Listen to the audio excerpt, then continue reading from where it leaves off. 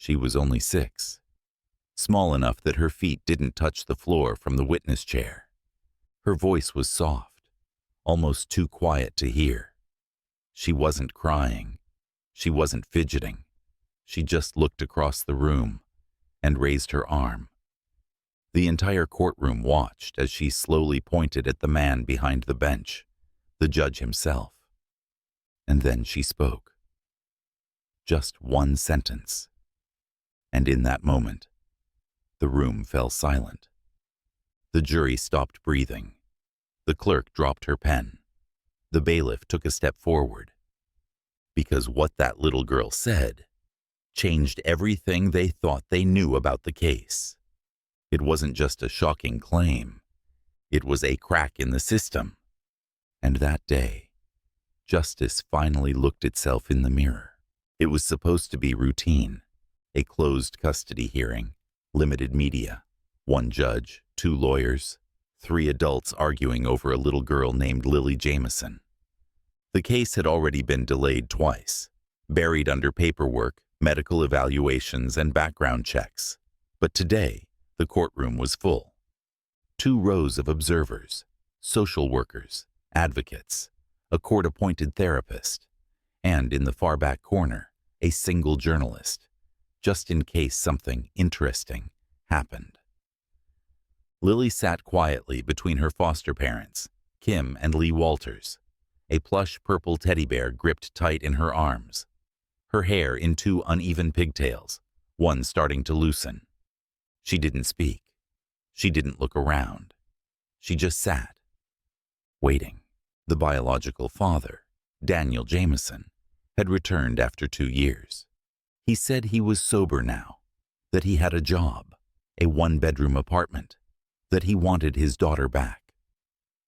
"She's my blood," he repeated to the judge.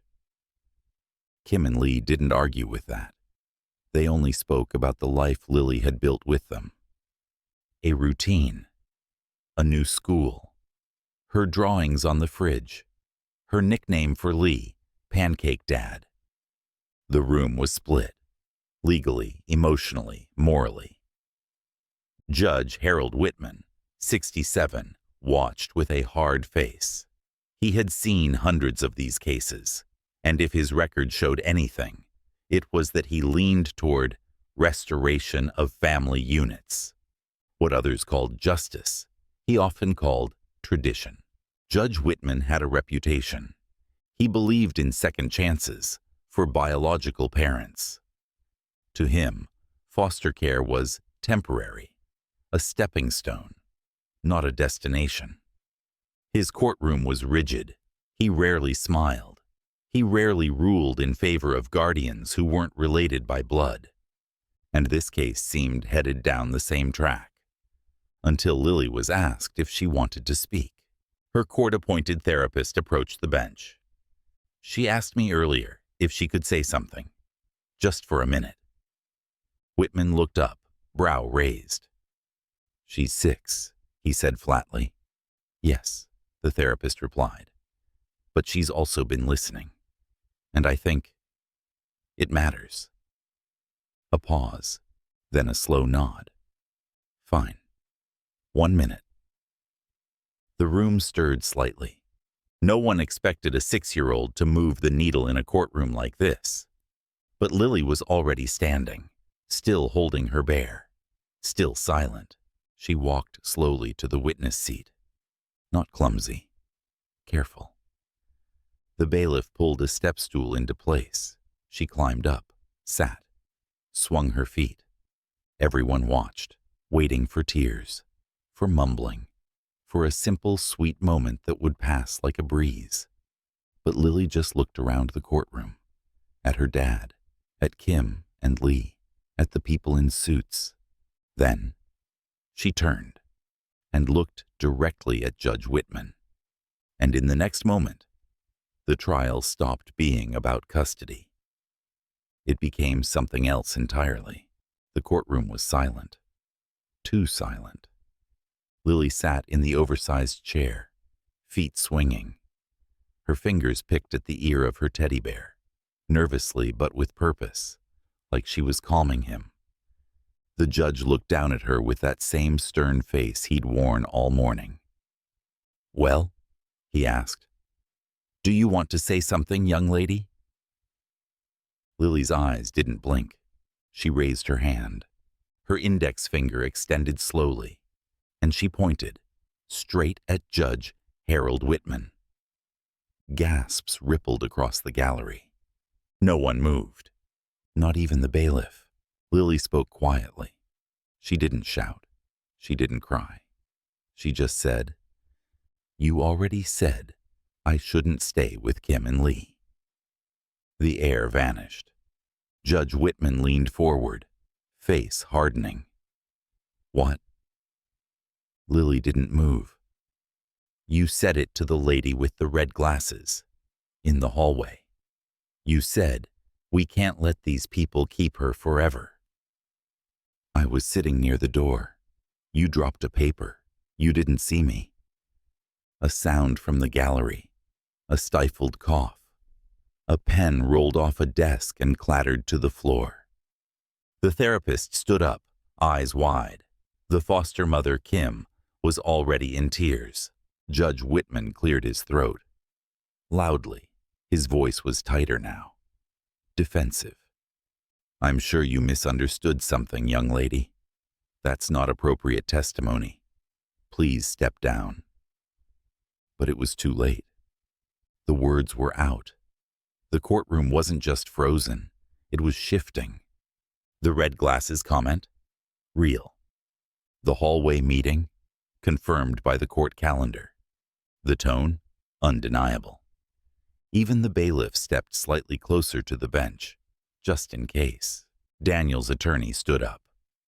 "Your Honor, in light of this unexpected statement from the child, I move to strike." Lee stood up next. "No, don't strike it. Let her speak." The courtroom rippled. The stenographer looked from Lily to the judge. "Do I log this, Your Honor?" Whitman hesitated for the first time. He looked down at the bench, then back at Lily. "Court will recess for 10 minutes. The gavel struck once, hard. Outside the courtroom, chaos brewed quietly. Lawyers whispered in huddles. Court officials checked hallway footage. The judge's clerk, the woman with red glasses, was called into a side room. Journalists started texting colleagues. "Something's up with Whitman." Kid just called out the judge. Possible bias in ruling. Source is 6 years old. Inside the hallway, Lily sat on a bench with her bear in her lap. Her therapist knelt beside her. "Why did you say that?" she asked gently. Lily looked up with her big dark eyes and replied, "Because nobody else was going to." By the end of the day, motions had been filed. One attorney submitted evidence from previous rulings, showing Judge Whitman had consistently ruled against foster families in 14 out of his last 15 cases, regardless of circumstance. A young law clerk remembered him once muttering about fake families who play house. It wasn't just bias anymore. It was personal, and all of it unraveled because a little girl didn't forget what she heard, didn't ignore what she saw, didn't stay quiet just because the world expected her to. The case was placed under immediate judicial review. Judge Whitman voluntarily recused himself, but it didn't look like a noble step. It looked like a retreat.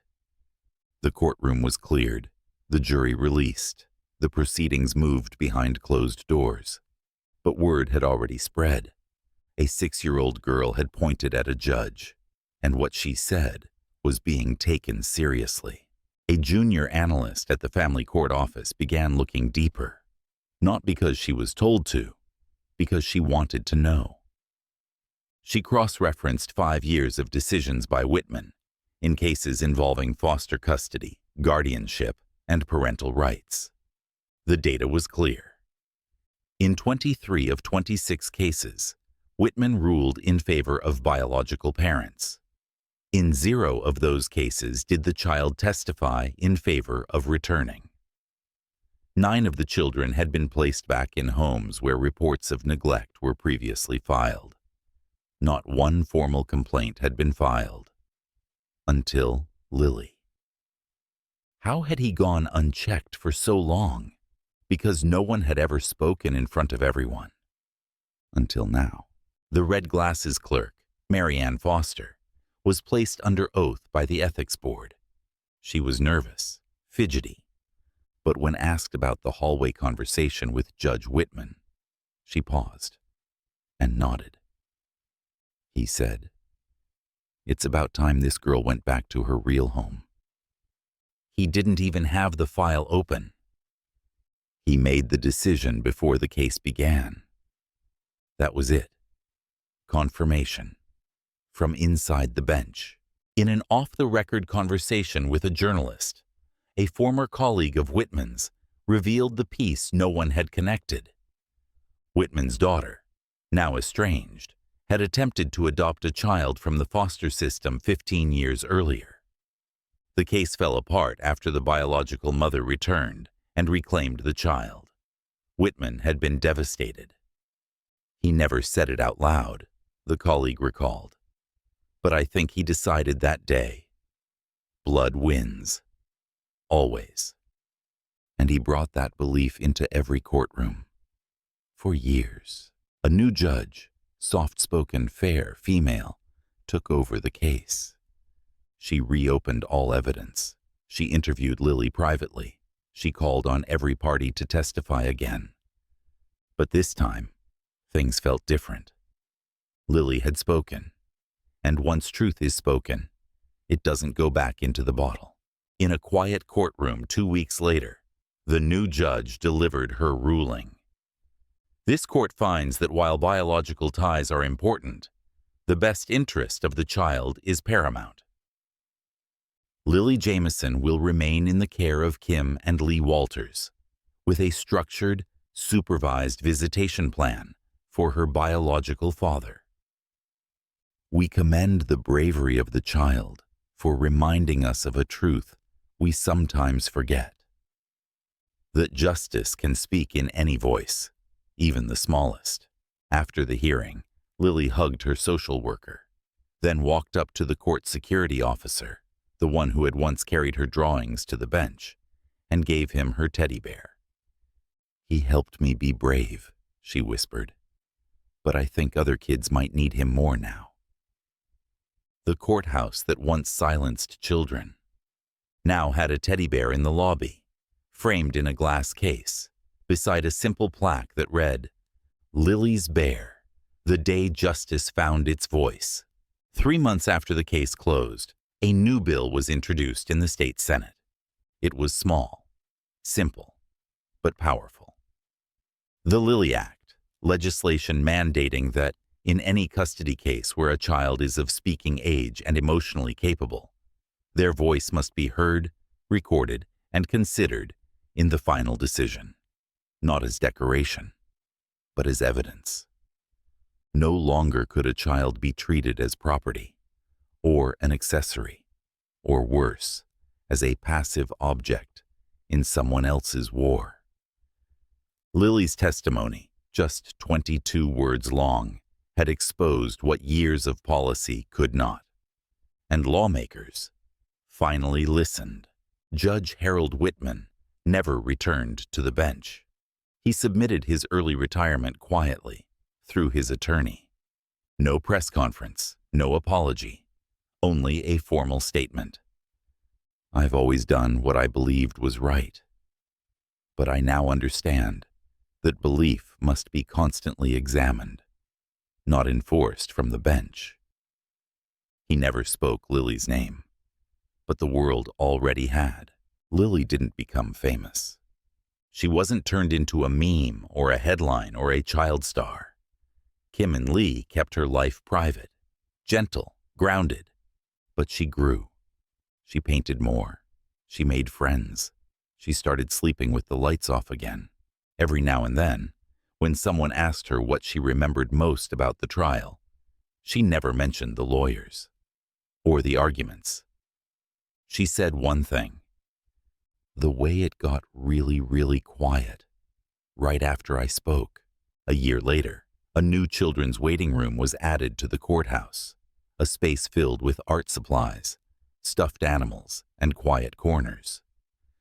Above the door, painted in soft script, were these words: "You're not too small to matter.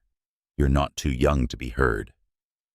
On the wall inside, a framed photo of a teddy bear, and below it, Lily's original crayon drawing: a house, a rainbow, 3 people holding hands, and somewhere in the system, a little girl's voice echoes still, not in volume, but in value. Because the day she pointed at a judge, the world remembered something it had forgotten. Justice doesn't always speak with a gavel. Sometimes it whispers.